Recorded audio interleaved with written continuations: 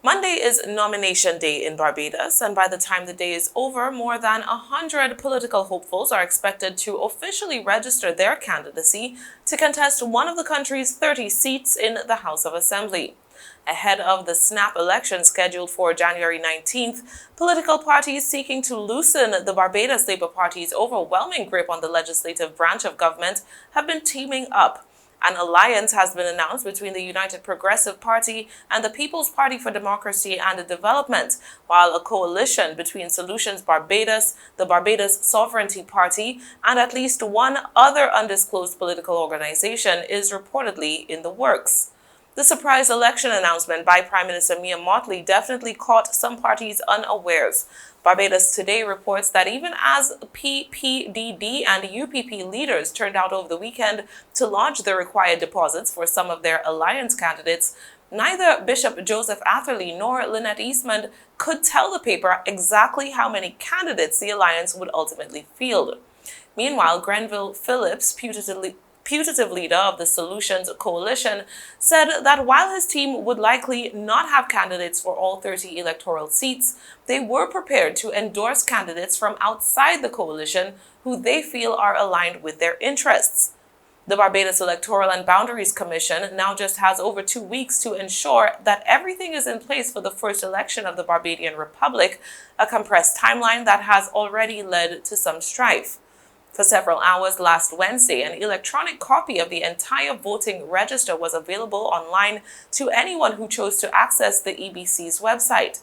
With no security controls, the entire database, featuring the names, home addresses, birth dates, and identification numbers of registered voters, were available to anyone who cared to download them. EBC's chair, Leslie Haynes, explained that the commission was obligated to breach the very fundamentals of data security considerations because of recently passed legislative amendments. By the amendment to the Representation of the People Act, Act number 25 of 2020, we are obligated to publish the list now electronically so that more people can have access to it. Haynes then said the decision to take the list offline was a compromise, but did not disclose how many times the complete dataset of the personal information of all registered voters in Barbados was accessed and downloaded, whether from inside or outside the country.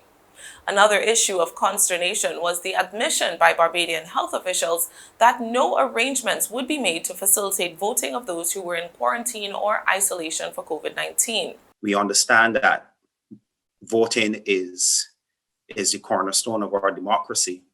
However, we are still in a pandemic, and those persons are highly infectious.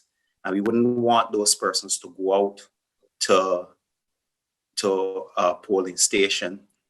We are asking persons who know that if they are feeling ill, please stay at home. If you know you have a confirmed diagnosis for COVID and you're in isolation, that is what isolation is. You stay put.